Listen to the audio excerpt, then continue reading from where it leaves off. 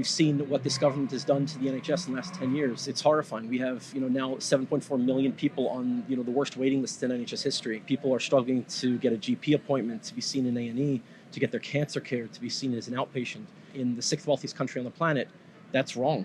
And that represents a supreme failure of government, supreme failure of government policy to fund the NHS properly, to plan accordingly. And that's why we're striking, along with so many other healthcare workers at the moment, because we recognize just how bad the situation has become. I come from a health system in the United States where 500,000 people have to declare bankruptcy every year because of terrible medical bills, where tens of millions of people have no health insurance at all, can't get access to basic care. In the wealthiest country on the planet, it's barbaric. As they've run down the system, you see the proliferation of private healthcare in this country. Everybody's been inundated with ads for private GPs, finding ways off of this longest waiting list.